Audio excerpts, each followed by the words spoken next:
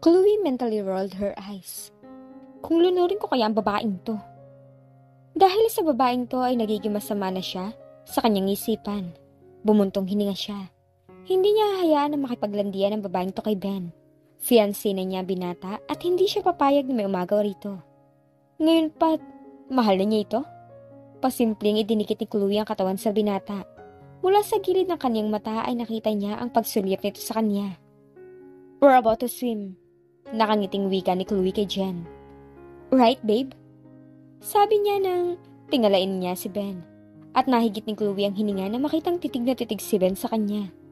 At gaya ng dati ay may nakabakas na mga pamilyar na emosyon sa mata nito. Ngumiti ito at sa ngiting yun, pakiramdam niya nalaglag ang puso niya. Nalaglag nga at diretsyo yun patungo kay Ben. Right, babe. Nakangiting sagot nito. Tumingin naman siya kay Jen at pinagkalooban niya ito ng matamis na ngiti sa labi.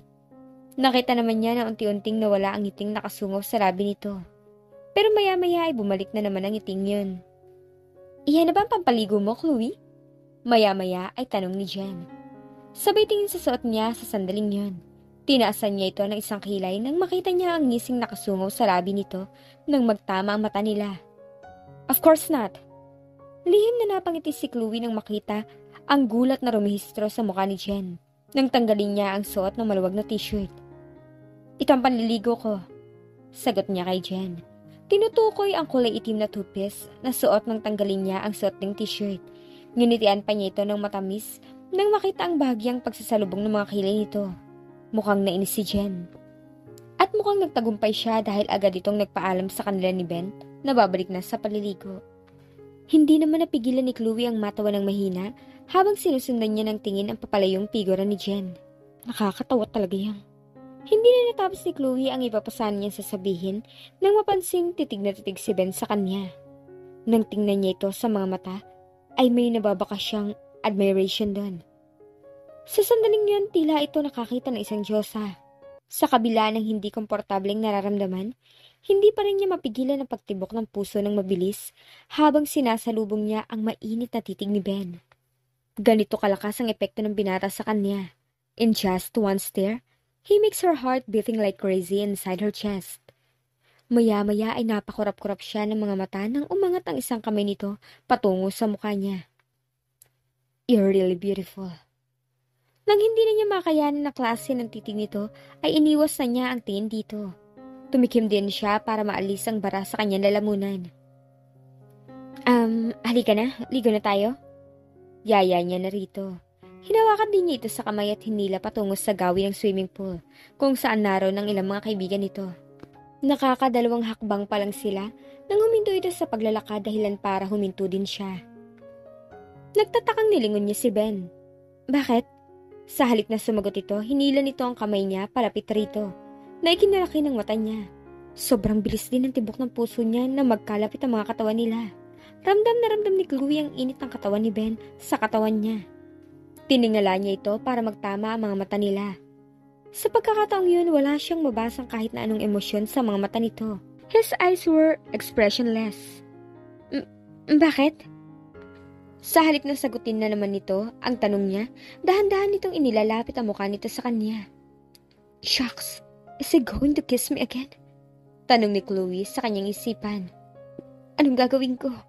Ipipikit ko na ba ang mga mata ko? Nagtatalo ang isipan niya kung ano ang gagawin. Ipipikit na sana ni Chloe ang mga mata nang mapahinto siya nang sa halip na ilapit ni Ben ang labi sa labi niya, ay sa tainga nito yun inilapit para bumulong.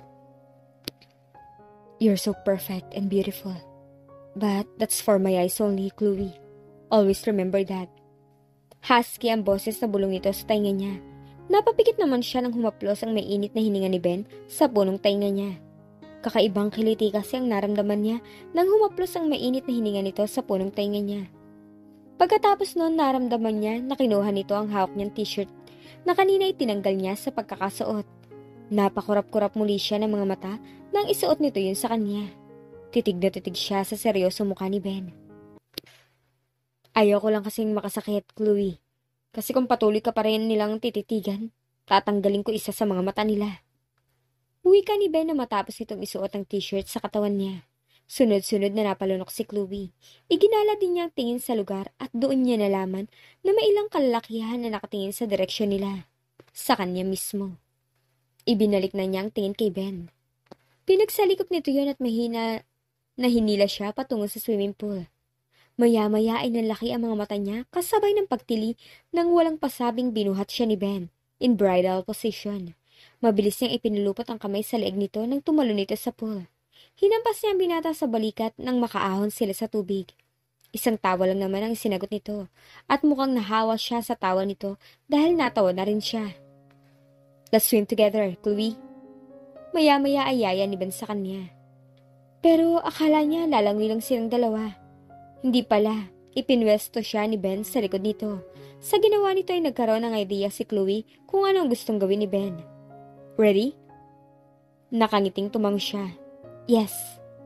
Pagkatapos nun ay nag-umpisa na ito lumangoy. Nasa gitna na ito ng pool nang huminto ito sa paglalangoy.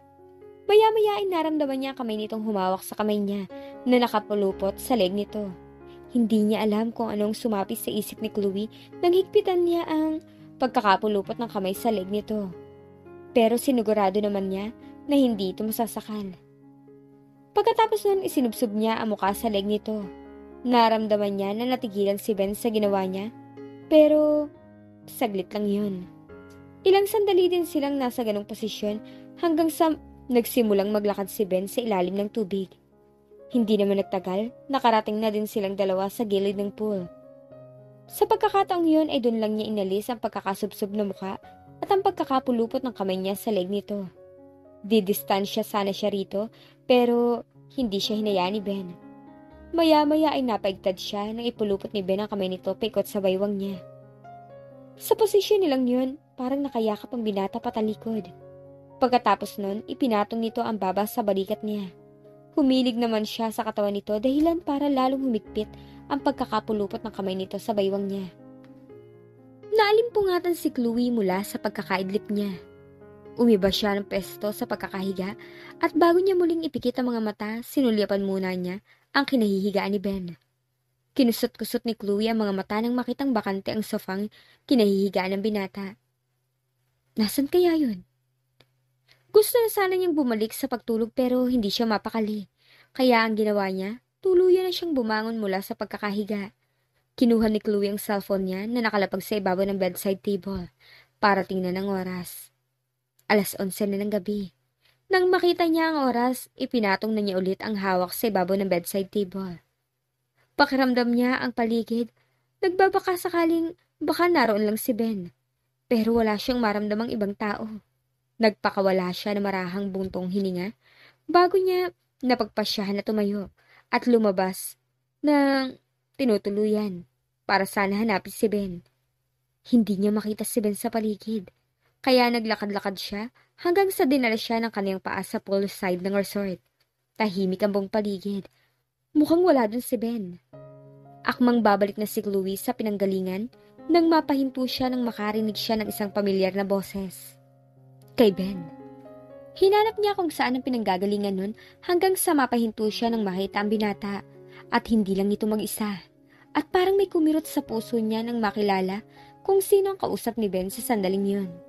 Si Jen. Alam mo ba kung gaano kasakit yung ginawa mong pag-iwan sa akin? It was like I'm tearing apart. Jen, sobrang sakit dito dahil mahal na mahal kita. I gave you all of me. Minahal kita ng 100% pero anong sinukli mo? Sa pagmamahal na binigay ko. You broke up with me without valid reason. You left me hanging. Mas importante pa sa iyo yung pangarap mong maging isang modelo kaysa pagmamahal mo sa akin. Mababa ka sa boses ni Ben ang hinanakit habang sinasabi nito yun kay Jen. Kinagat naman ni Chloe ang pang-ibabang labi para pigilan ang emosyon. Nasasaktan kasi siya sa mga naririnig na salita mula sa labi ni Ben. Ben, I'm sorry. Alam kong napakalaking kasalanan na nagawa ko sa iyo. Kung pwede ko lang sanang ibalik ang oras, ibabalik ko eh. Hindi kita iiwan. Hindi ko tatanggihan yung inaalok mong kasal sa akin noon. Hindi ako aalis. Hindi kita ipagpapalit sa pangarap ko. Garalgal na ang boses na wika ni Jen. Sobra yung pagsisisi na nararamdaman ko. dahil iniwan ko yung lalaking handang iaalay yung buhay sa akin. Nagsisisi ako dahil iniwan ko yung lalaking mahal ko. At mahal na mahal ko pa rin hanggang ngayon. I still love you, Ben. Pagpapatuloy na wika ni Jen. Hinihintay naman ni Chloe na magsalita si Ben, pero kahit isang salita walang lumabas sa labi nito. Nakatitig lang ito sa mukha ni Jen. Hindi naman niya makita kung anong ekspresyon ng mukha nito sa sandaling yun, dahil medyo malayo siya sa mga ito. May puwang pa ba siya ako sa puso mo, Ben? Mahal mo pa rin ba ako? Maring pumikit naman si Chloe at idinalangin na sana hindi ang isagot ni Ben. Na sana hindi na nito mahal si Jen. Alam ni Chloe na makasarili ang pinagdarasal niya, pero hindi niya mapigilan ang puso. Mahal na kasi niya si Ben at masasaktan ang puso niya kapag oo ang magiging kasagutan ni Ben sa tanong na yun ni Jen. Nagmulat siya ng mata nang marinig niya ang mahinang paghikbi ni Jen hanggang sa naging hagulhol yun. Nakahinga siya ng maluwag. Hindi kasi sumagot si Ben sa tanong nitong yun. Nanatiling tikom ang bibig nito habang nakatingin kay Jen, pero hindi pala dapat siya makampante dahil sa sumunod na sandali. Nagsipatakan ng luhang kanina pa niya pinipigilan. Tinakpan din niya ang bibig para hindi ko mawala ang hikbing gustong lumabas. Nakita kasi niyang inisang hakbang ni Ben ang pagitan nito, at ni Jen, at niyakap nito ang babae ng mahigpit. Gumanti naman ang yakap si Jen. Sinubsob nito ang mukha sa dibdib ni Ben at dun humagulhol. Shh! Hush now. Seeing the love of her life hugging his true love is like jumping on the roof without a parachute. Yung bang tipong bumagsak ka sa matigas na simento, nawasak at nadurog. Yun yung nararamdaman ni Chloe sa sandaling yun habang nakikita ng mata niya ang dalawa na mahigpit na magkayakap. Naninikip ang dibdib niya at hindi siya makahinga. At nang hindi makayanan ng sakit sa nakikitang eksena, mabilis siyang tumakbo at bumalik sa kwartong tinutuluyan. Sumandal siya sa likod ng pinto ng kwarto nang may sara niya yun. Nanginginig ang mga tuhod niya, kaya kailangan niya ng suporta. Itinakip din niya ang isang kamay sa bibig at tahimik na humagulhol. Ilang sandali siyang nasa ganong posisyon hanggang sa dahan-dahan siyang bumalik sa kanyang kama. Para siyang robot na humiga doon. Patuloy pa rin ang pagbagsak ng luha sa kanyang mga mata at nang marinig niya ang pagbukas ng pinto ng kwarto, ay mabilis niyang pinunasan ang basang pisngi at ipinikit niya ang mata. Nagkunwari siyang tulog dahil hindi niya kayang pakiharapan si Ben sa sandaling yun sa ganong estado ng nararamdaman. Naramdaman niya mabibigat na hakbang ni Ben at ang mabibigat na buntong hininga nito hanggang sa maramdaman niyang lumundo ang kamang hinihigaan niya. Mukhang umupo din si Ben. Naramdaman din niya ang mainit na titig nito sa kanya. Kinagat niya ng mariin ang labi para pigilan ang gustong kumawala sa bibig niya. I'm sorry, Chloe. Malungkot na boses ni Ben. Napigilan ni Chloe ang hikbing gustong kumawala sa kanyang bibig pero hindi niya napigilan ang luhang pumatak sa mga mata niya. May idea na kasi si Chloe kung bakit nagsasorry sa kanya si Ben. Huminto si Chloe sa pagbuklat ng hawak na magazine para tingnan ang oras sa suot niyang relo. Napabuntong hininga siya nang makita kung anong oras na. 20 minuto na lang late si Ben sa oras ng usapan nila. Nasa boutique shop si Chloe sa sandaling yun. Tinawagan kasi siya kanina ng wedding designer na tapos na yung wedding gown na pinapagawa nila. Pagkatapos nila mag-usap na dalawa ng designer, tinawagan niya si Ben at sinabi ko anong pinag-usapan nilang dalawa ng designer. Sinabi sa kanya ni Ben na pupunta silang dalawa para tingnan ang kinalabasan ng wedding gown na pinagawa nila.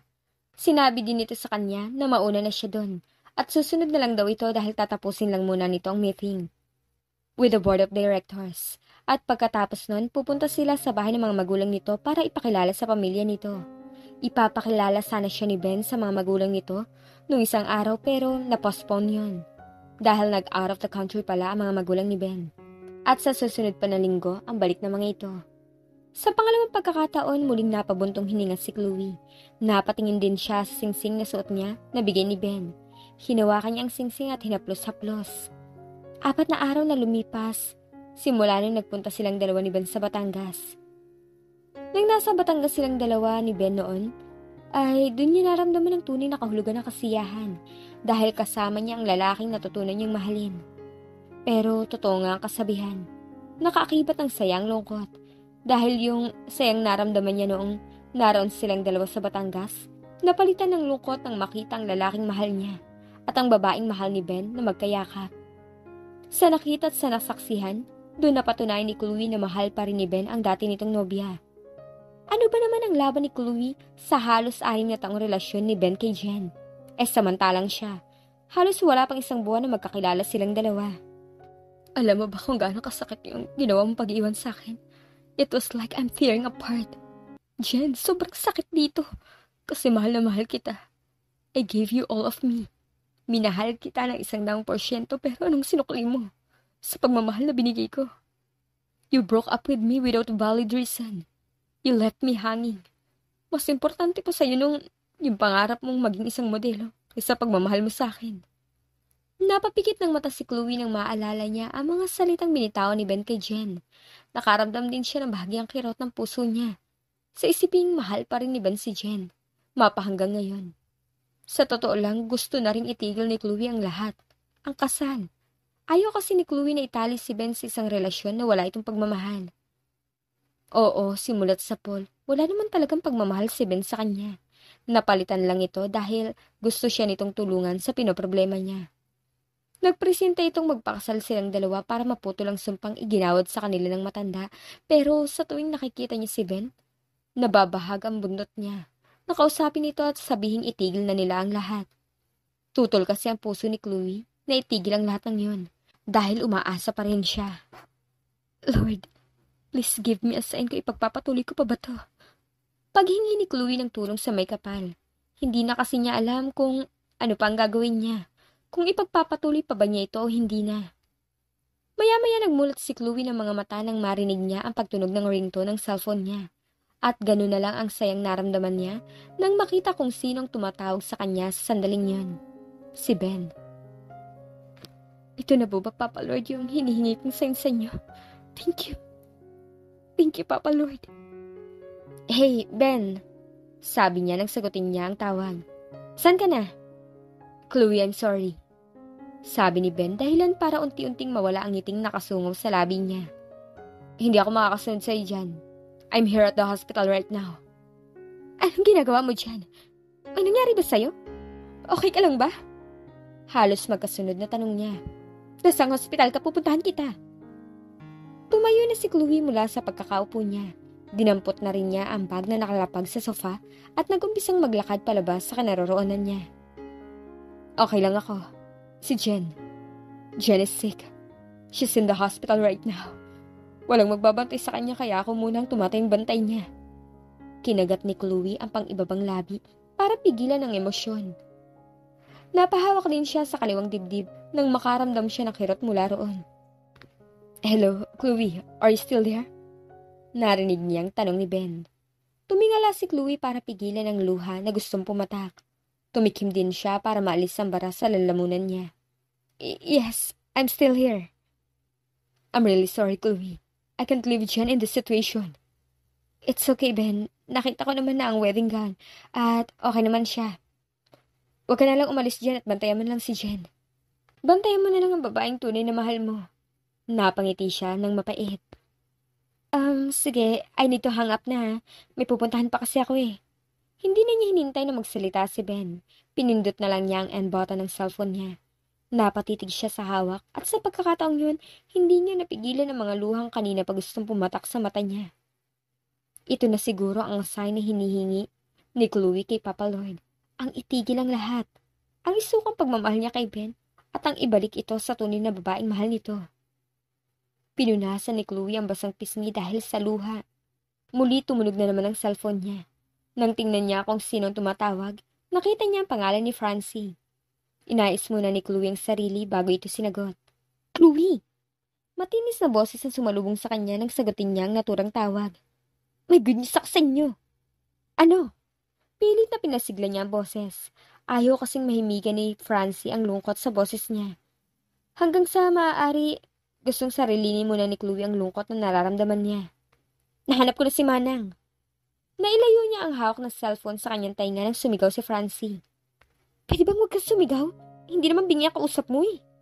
HB, may buwanang dalaw ka ba? Pero mabalik tayo. Nahanap ko na si Manang. Balo si Manang at hindi siya totoong mangkukulam. Wala siya sa Sierra Madre, kundi nasa mental hospital siya. Takas pala si Manang sa mental eh. So, ang ibig sabihin, hindi totoo ang sumpa. Wala na kayong problemahin pa. Hindi nyo na kailangan maghanap ng lalaki dahil wala naman talagang sumpa. Good news nga ay binalita ni Francie pero bakit hindi man lang siya nakaramdam ng saya? And Chloe, may gusto akong hingin na pabor sa'yo. Pwede bang isikreto mo muna to? Kina Dindo, Queenie, Maki, Sarah at kay Rafi? Maya-maya ay sabi ni Francie. Huwag mo munang sabihin sa kanila na nahanap ko na si Manang. Hayaan muna natin silang maghanap ng lalaki makakatulong sa kanila para maputol yung sumpa. Malay natin sa paghanap nila, doon pa nila makita ang lalaki mamahalin nila at magmamahal sa kanila. O di ba bongga? Natatawang dagdag pa ni Francie. Basta ipangako mo, Chloe, ha? Huwag mong sasabihin sa kanilang sinabi ko sa'yo. Oo na, pangako. Hindi pala kontento si Ben sa laman ng hawak na baso dahil nung maubos niya yun, dinampot niya ang bote ng alak sa mesa at tinungga niya yun. Naramdaman niya ang init sa kanyang lalamunan pero wala siyang pakialam. Gusto ni Ben magpakalasing sa gabing yun para kahit papano mabawasan yung sakit na nararamdaman ng puso niya at mabawasan din ang pangungulilang nararamdaman niya para kay Chloe. Isang linggo na ang lumipas simula nung huli niyang makita at makausap si Chloe.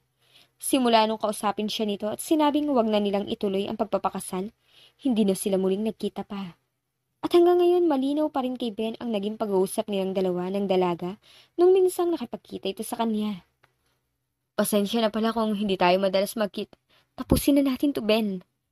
Putol ni Chloe sa sinasabi niya. Napatuwid siya ng upo nang marinig niyang sinabi nito. Hindi may paliwanag ni Ben kung bakit bigla siyang kinabahan. This past few days, naging abala si Ben dahil tinatapos niya mga nakabinbin na trabaho.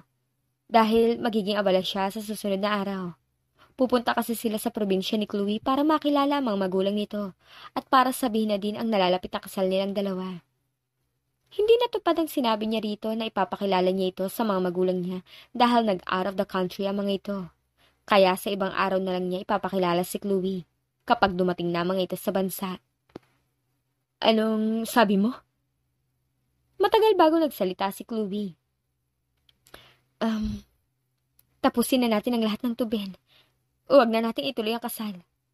Sa sinabi ni Chloe, parang may pumiga sa puso niya nang makaramdam niyo ng pinong kurot. What? Why? Paano na ang sumpa kung hindi natin tutuloy ang kasal? Paano kung habulin ka na naman ng kamalasan? Paano kung tumanda kang dalaga? Hindi ba ang tangi makakaputol ng sumpa, dapat may kasal kayo bago sumapit ang supermoon? Pero bakit ayaw mo nang ituloy? Ngumiti si Chloe pero napansin niyang hindi yun umabot sa mga mata nito. Nahanap na namin ang matandang sumumpa sa amin. And it turns out na hindi pala totoong makukulam si Manang. Nalaman namin na baliw si Manang, takas pala to sa mental. So ang ibig sabihin, hindi totoong sumpa at hindi na namin kailangan maghanap ng lalaking makakapagkontra sa sumpa. Kaya hindi na natin kailangan magpakasal na dalawa. Huminga ng malalim si Chloe bago ito nagpatuloy sa pagsasalita. Sa totoo lang, malaki pasasalamat ko sa iyo, Ben, dahil handa kang tulungan ako. Handa mong isakripisyo ang pagkakabinata mo para lang matulungan ako kahit na wala kang pagmamahal na nararamdaman para sa akin. No, that's not true. Gusto sana niyang sabihin yun kay Chloe pero hindi niya magawa dahil pakiramdam niya may bikig sa lalamunan niya. Maya-maya napatingin siya sa mesa nang mailapag dun si Chloe. At nang makita niya kung ano ay trumiple ang kirot ng nararamdaman ng puso niya. Yun kasi yung engagement ring na binigay niya rito noon. Ibabalik ko na rin pala yung singsing na yan sa'yo. Hindi ako nararapat na magsuot niyan, Ben. Ibigay mo na lang ang singsing na yan sa babaeng tunay na mahal mo. Sabi ni Chloe. Thank you so much for everything, Ben. And be happy. Nagpakawala ng malalim na butong hininga si Ben nang maalala niya ang naging pag-uusap nila ni Chloe. Nang umalis ito sa harap niya ay gusto niya itong sundan, pero pakiramdam din niya, parang may malaking bato na nakadagan sa binti niya. Wala din katotohanan ng sinabi ni Chloe sa kanya na wala siyang pagmamahal na nararamdaman para rito. Dahil ang totoo, may nararamdaman siya sa dalaga. Hindi isang sakripisyo tulad ng sinasabi nito kung bakit siya nagpresenta na magpakasal dito. Kung bakit handa siyang isakripisyo ang pagkabinata niya para lang tulungan nitong makontra ang sumpang iginawad daw ng matandang mangkukulam sa mga ito. Dahil ang totoong dahilan ni Ben kung bakit siya nagpresenta na pakasalan nito, dahil ayaw niya sa ideyang sasagutin ni Chloe ang isa sa mga manliligaw nito para lang makontrang sumpa. Tutol kasi si Ben sa ideyang yun. Hindi niya may paliwanag pero parang naninikip ang dibdib niya kapag naiisip niyang magpapaksal si Chloe sa ibang lalaki. At ang tanging gusto ni Ben, siya lang ang tanging lalaki pakakasalan ni Chloe. At dahil doon, hindi na nag-isip pa si Ben. Sinabi niya kay Chloe na totohanin na lang nila ang pagpapanggap na mag-fiancé. At gano'n na lang ang sayang naramdaman ni Ben nang pumayag si Chloe. At sa mga araw na magkasama silang dalawa, lalong lumalim yung nararamdaman niya. Sa mga araw na kasama niya ito, ramdam din niya na pareho sila ng nararamdaman. Sa bawat pagtitig kasi ni Chloe sa bawat pagtugon nito sa mga halik, ramdam niya ang pagmamahal doon. Pero mukhang nag-assume lang siya dahil mukhang siya lang ang nagmamahal sa kanilang dalawa. Kasi kung mahal din siya nito tulad ng iniisip niya, bakit ito magbaback out sa kasal nila? Kung mahal din siya nito, kahit na malaman nito na hindi totoong sumpa, di dapat ito mag-back out. At sa isiping yun, lalong nadagdagan yung kirot ng puso niya. Mariing pinikit ni Ben ang mga mata. Hinaplos-haplos ni Ben ang singsing at habang nakatitig siya sa suot na singsing, may nabuo siyang plano sa kanyang isipan. Iginala ni Chloe ang tingin sa buong paligid nang nasa tapat na siya ng isang simbahan ng Quiapo. Tumawag kasi si Dindo sa kanya kanina at gusto nitong magpasama sa kanya para kumonsulta sa isang manghula. Inilabas ni Chloe ang cellphone niya para tawagin si Dindo. 3 ring lang ang hinintay niya bago nito sinagot ang naturang tawag. Nandito na ako. Nasaan ka na? Malapit na ako. Medyo na-traffic lang. Na-traffic o kakalis mo lang? Na-traffic nga ako. Basta, hintay mo lang ako. Ciao. Sabi nito bago ito nawala sa kabilang linya. Napailing na lang si Chloe. Napagpasya na lang ni Chloe na hintayin si Dindo sa loob ng simbahan. Akmang maglalakad na siya patungo sa simbahan nang mapatigil siya ng may matandang babae na humarang sa kanya. Napatras si Chloe nang titigan siya nito ng matiim sa mga mata. Napayakap siya sa sarili nang makaramdam siya ng pangingilabot. Isa ka sa mga kampo ng dilim. Akala niyo ligtas na kayo sa bagsik ng sumpa? Hanggang sa hindi pa kayo na ikakasal. Patuloy pa rin kayong lalayuan ng swerte. At patuloy pa rin kayong hahabulin ng malas. Pagpapatuloy na wika ng matanda. Chloe! Inalis niya ang tingin sa matanda at inilipat niya yun sa kanyang likod nang marinig niya ang pamilyar na boses ng kaibigang si Dindo. Nang nasa harap na niya ito ay muli niyang binalingan ng matanda. Pero nagulat na lang siya nang makitang wala na ito sa harap niya. Okay ka lang, Chloe? Tumango naman siya. Okay lang ako. Tara na kay Aling Manghula. Hanggang sa huminto silang dalawa sa tapat ng isang may edad na babae na abala sa pagbalasa sa hawak nitong tarot cards. Ito din yung may edad na babaeng pinuntahan nila nung nagpakonsulta sila tungkol sa sumpa. Manang, hindi pa rin nawawala ang sumpa. At hindi ito mawawala hanggang sa hindi nyo pa nahahanap ang lalaking makakapagkontra. Napatingin naman si Chloe sa cards na ililapag nito. Ikaw, pareho kayo magdudusa ng lalaking mahal mo. Nanlaki ang mga mata ni Chloe nang marinig niya ang sinabi nitong yun. Hindi pa rin nagbabago ang ekspresyon ng mata niya nang sumulyap siya kay Dindo. Bahagyang nagsalubong ang mga kilay niya na makita ang ngiting nakasilay sa labi nito at nang mapansin nitong nakatingin siya rito, ay agad nitong pinaseryoso mukha. Ang buong akala mo, hindi ka mahal ng lalaki mahal mo. Pero ang totoo, pareho kayo ng nararamdaman. Pareho niyong mahal ang isa't isa at tulad mo nagdudusa din ang lalaki mahal mo dahil ang alam niya hindi mo siya mahal at ganun ka din sa kanya. At habang buhay kayo magdudusa na dalawa kung hindi niyo aaminin na mahal niyo ang isa't isa.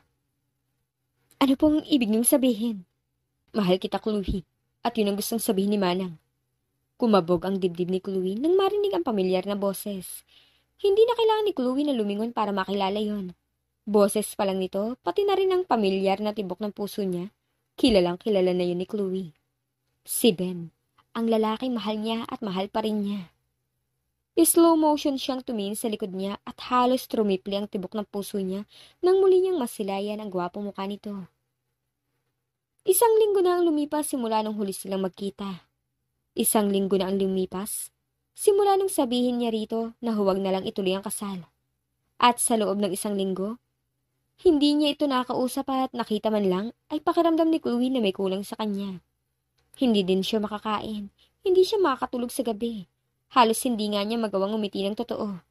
At sa tuwing naiisip din niya si Ben at si Jen, hindi niya mapigilang mapaiyak. Umiiyak siya dahil nasasaktan siya sa isiping nagkabalikan ang dalawa. Sa isiping masaya namang ito. Hindi kasi tanggap ng puso ni Chloe yun. Mahal kita at yun ang totoo. Huminto ito sa paglalakad ng nasa harap na niya. Ang lakas-lakas ng tibok ng puso ni Chloe sa sandaling yun habang nakatitig siya sa mukha ni Ben. Mahal mo ako? Oo. Mahal kita. Mahal na mahal. At kung kinakailangan kong maghanap ng mangkukulam para isumpa ka muli, gagawin ko, Chloe. Para kapag isinumpa ka muli, ipipresenta ko ang sarili ko para tulungan ka, para pakasalan ka. And this time, hindi ko na yung patatagalin pa. Dahil kakalad ka rin na kita sa harap ng simbahan para pakasalan ako ora mismo. Napatingin naman si Chloe sa kanyang gilid nang makita ang matandang babae na nakasalubong niya. Habang hinihintay niyang dumating si Rindo. Nang makita niyang nakangiti ito, nagkaroon na si Chloe ng idea. Alam niyang si Ben ang may kagagawan nun. At alam niyang kasabwat din ni Ben si Rindo. At sa sandaling yun, pakiramdam ni Chloe lahat ng sakit at lungkot na nararamdaman niya ay nawala. Gayunpaman, may konting agam-agam pa rin siyang nararamdaman nang maalala niya ang babaeng mahal nito. Pero, paano si Jen? Hindi ba siya ang mahal mo? Dating minahal. Oo, mahal ko siya. Pero noon pa yun, Chloe. Simula nung iwan niya ako at ipinagpalit sa pangarap niya, yung pagmamahal na nararamdaman ko sa kanya nawala. Pagkatapos na kinuha nito ang isang kamay niya at dinala nito yun sa tapat ng dibdib nito. Ramdam ni Chloe sa kanyang palad ang mabilis sa tibok ng puso ni Ben. Feel that? Maaaring hindi ikaw ang unang tinibok ng puso ko, Chloe. Pero ikaw na ngayon ang tinitibok ng puso ko. Ikaw lang babaeng huling titibukan nito. Hindi mo na ba talaga mahal si Jen? Minahal ko siya noon pero ikaw na ang mahal ko ngayon, Chloe. At ikaw lang babaeng mamahalin ko bukas at sa susunod pa ng mga bukas. Pero nakita ko kayo na nagyayakapan. Narinig kong tinanong kanya kung mahal mo pa rin siya pero sa halip na sagutin mo siya, niyakap mo siya ng mahigpit. At ang masaksihan ko yun, hindi ko na kailangan marinig ang sagot mo. Dahil alam ko na ang kasagutan. Alam ko mahal mo pa rin si Jen. Yes, I hug her. But it doesn't mean I love her. Niyakap ko siya dahil gusto ko siyang aluhin. I'm just being gentleman. And you should stay a bit longer, Chloe. Para narinig mo ang sinagot ko kay Jen. Para marinig mo ang sinabi ko sa kanya na hindi ko na siya mahal at ikaw na mahal ko. I love you so much, baby. Kinuha ni Chloe ang ibabang labi para pigilan muli ang emosyon. Ilang sandali na lang kasi papatak na ang kanyang luha. Huminga siya ng malalim. Kinuha ni Chloe ang kamay ni Ben at inilagay din niya yon sa tapat ng kaliwang dibdib niya. At pinakatitigan na mabuti si Ben sa mga mata. Gusto kasi ni Chloe na mabasa ni Ben sa mga mata niya na lahat ng sasabihin niya rito ay totoo at galing yun sa kanyang puso. Feel that too, Ben? Tanong din niya sa binata. Tinutukoy niya ang mabilis sa tibok ng puso niya. Ramdam mo din ba yung pagbilis ng tibok ng puso ko? Tumango naman si Ben. Tumitibok din yun ng mabilis ang dahil sa'yo. Because my heart loves you, Ben. Sa maikling panahon na magkasama tayo, nagkakilala. Minahal na kita eh. Pag-amin din ni Chloe sa totoong nararamdaman. And I'm sorry, Ben, kung nasaktan kita sa hindi pagtuloy ng kasal. Ayoko kasing itali ka, ayoko maging selfish. Gusto ko bumalik ka sa tunay mong mahal. Sa nakita at nasaksihan ko kasi, akala ko si Jen pa rin na mahal mo. Akala ko nagkabalikan na kayong dalawa. Paano kami magbabalikan? Ikaw na mahal ko ngayon, Chloe. Mas higit pa nga yung nararamdaman ko para sa'yo. Kaysa naramdaman ko noon kay Jen. Kung noon na kaya kong mabuhay nang wala si Jen ngayon, hindi ko kaya mabuhay kung wala ka sa buhay ko. Ikaw ang hangin na bumubuhay sa akin, Chloe. Mamamatay ako kung hindi kita makakasama. Please, tell me that you love me and you never leave my side. I love you so much, Ben. And promise I will never ever leave your side again. Nakangiting wika niya. May dinukot itong kaheta sa bulsa ng suot nitong pantalon. Nagsipatakan ang luha sa kanyang mga mata nang makita niya ang singsing na ibinalik niya rito. Chloe, ikaw lang ang tanging babaeng deserving na magsuot nito. Ikaw lang din ang tanging babaeng gusto kong pag-alayan ng aking buhay. Handa ka bang itali ang sarili mo sa akin? Handa ka bang pakasalan ako? Sunod-sunod na tumango si Chloe. Kahit itali mo ako sa iyo habang buhay, hindi ako tututol, Ben. At oo, handang-handa akong pakasalan ka. Kahit ngayon na mismo. Nakangiting naiiyak na wika niya. Nanginginig ang mga mata ni Ben nang isuot nito ang singsing sa kanyang daliri. Pagkatapos nun tumayo ito mula sa pagkakaluhod. Sinapo nito ang magkabilang pisngi niya at tinitigan siya nito ng puno ng pagmamahal. I love you, Chloe. Madamdaming wika ni Ben bago nito inangkin ang labi niya. Mainit naman na tinugon ni Chloe ang halik ng binata. At dito na po nagtatapos ang love story ni Ben at Chloe. Maraming salamat po sa lahat na sumuporta sa love story nito. Sa mga likes, comments, and new subscribers. Sana ay muli niyong subaybayan ang susunod na mga love story na ibabahagi namin sa inyo. Thank you and God bless you all. Love, My Views TV.